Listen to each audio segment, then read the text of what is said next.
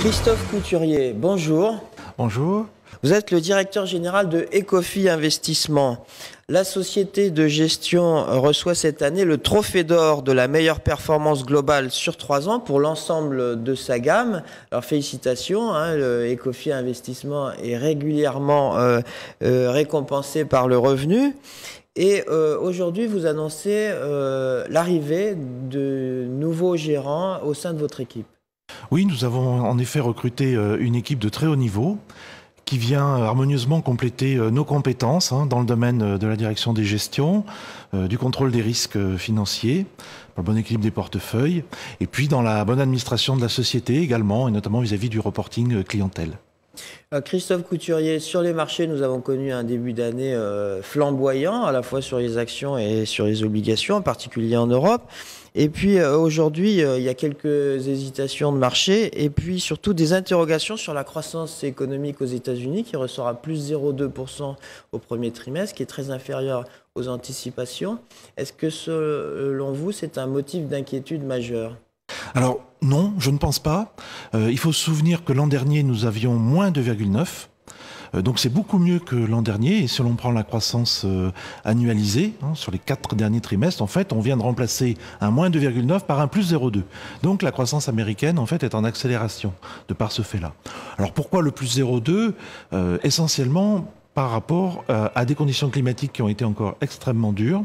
Une sécheresse dans l'ouest américain la plus dure depuis les 500 dernières années, et puis un froid assez fort sur la partie est et mi de l'ouest des États-Unis. Et donc, associé avec la grève des ports de la côte ouest aussi, ça a réfrigéré, si je puis dire, l'économie. Mais je ne suis pas du tout inquiet. L'économie devrait rebondir au deuxième trimestre américain, c'est en tout cas ce qu'on attend. On a vu que malgré tout, l'économie américaine continue à créer des emplois. Oui, alors, elle en a créé plus d'ailleurs au premier trimestre 2015 qu'au premier trimestre 2014. Donc là aussi, on a un signe d'accélération, sachant que nous avons quand même créé 3 millions d'emplois en 2014 par rapport à 1 500 000 en 2013. Et donc là, ça semble accélérer encore, en fait. Alors les actions européennes, on l'a dit, ont beaucoup monté depuis le début de l'année. Vous étiez venu nous voir récemment, vous étiez positif et encourageant. Et un des principaux leviers sur les actions zone euro, ça a été l'appréciation du dollar. Et là, le dollar ne monte plus. Alors quel est votre sentiment sur les bourses européennes ? Alors le dollar ne monte plus. Je dirais qu'il a fait une bonne étape. Donc je trouve que c'est assez normal qu'il se stabilise autour de 1,10. Alors, les actions européennes peuvent très bien se comporter avec un dollar à 1,10. C'est un facteur de compétitivité intéressant d'avoir eu cette baisse et continuer à en profiter. Alors on a monté quand même assez vite. Donc je pense qu'on va continuer à monter, puisque les facteurs de la reprise européenne sont également là. Donc les bénéfices des entreprises européennes vont accélérer, donc la bourse devrait suivre.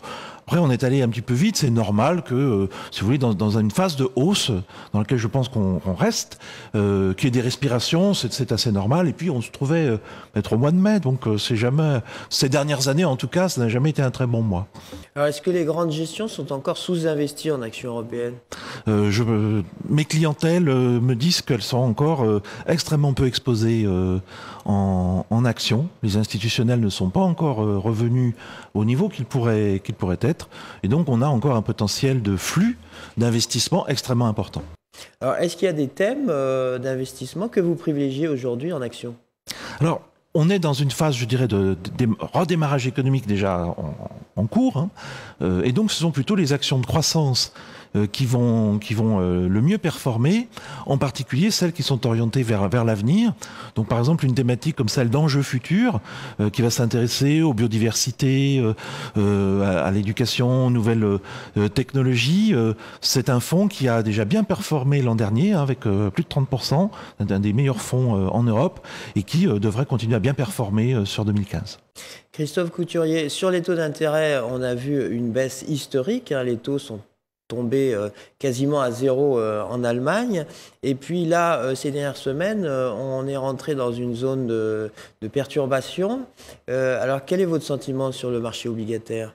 Alors, nous avons effectivement un trou d'air qui n'avait pas été particulièrement anticipé par les opérateurs. Donc, le mouvement a été rapide puisque ceux qui ont été surpris ont pu se dégager rapidement. Donc il y a eu une hausse de quasiment 60 centimes des taux d'intérêt allemands. Les taux d'intérêt des différents pays européens ont suivi, voire même amplifié ce mouvement. Bon, on avait beaucoup baissé.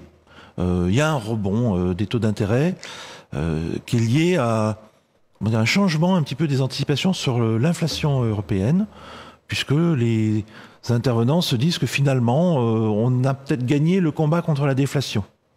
Bon, il se trouve que quand même les éléments de liquidité, les éléments généraux de l'économie européenne, même si on anticipe une reprise assez importante, et qu'elle est là, le PIB français ce matin à plus 0,6 au premier trimestre est plutôt une bonne nouvelle, puisque nous n'attendions que plus 0,4, et donc on voit que l'économie européenne est quand même en train d'accélérer. Donc c'est plutôt un facteur favorable à la disparition du risque de déflation. Bon, néanmoins, je pense que les taux d'intérêt vont rester bas encore pour bien 15 à 18 mois. Vous pensez que la Banque Centrale Européenne ira au terme de son programme d'achat d'actifs ? Oui, c'est notre anticipation actuelle. Il n'y a pas de raison qu'ils s'arrêtent avant le programme qu'ils ont prévu. Il faut se souvenir quand même que l'économie européenne a été extrêmement éprouvée par cette crise, et donc finalement les facteurs de soutien qui ont un effet positif, et il ne faut pas les interrompre trop tôt. Donc je pense que la Banque centrale va continuer son programme d'achat de titres, et ce qui fait qu'il y a 60 milliards d'euros qui arrivent dans le système financier européen tous les mois. Alors il y a un autre élément perturbateur sur le marché obligataire, c'est l'avenir de la Grèce au sein de la zone euro. Est-ce que ça n'est pas un facteur de risque important ? Certainement. Il faut regarder ça de près. La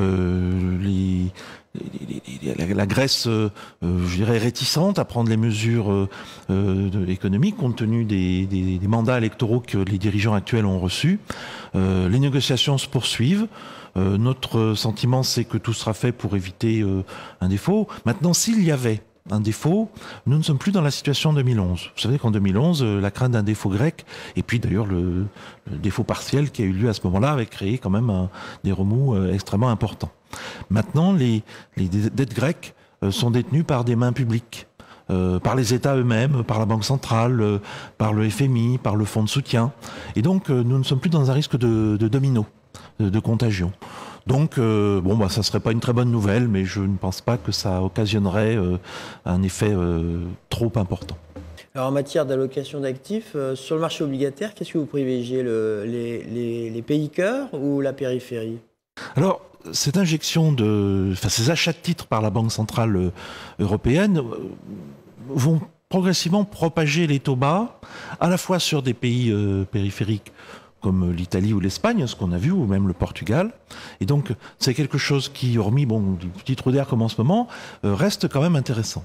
Puisqu'on va avoir, je pense, une reconvergence des grands pays européens vers, alors peut-être pas vers le taux allemand, mais en tout cas, une réduction des écarts. Et puis, ces achats de titres propagent également des taux bas sur les signatures des émetteurs privés. Et donc, on a vu que les émetteurs privés de très bonne qualité se sont pratiquement alignés sur les taux d'État. Les écarts sont maintenant très faibles. Et donc là, on va continuer de se propager sur des notations plus basses. Et donc, on va avoir, comme peut-être en 2004-2005, une réduction à nouveau des écarts de crédit sur les émetteurs notés, par exemple, le triple B, qui sont aujourd'hui peut-être un bon compromis entre la bonne sécurité et le rendement. Christophe Couturier, merci. Merci à vous.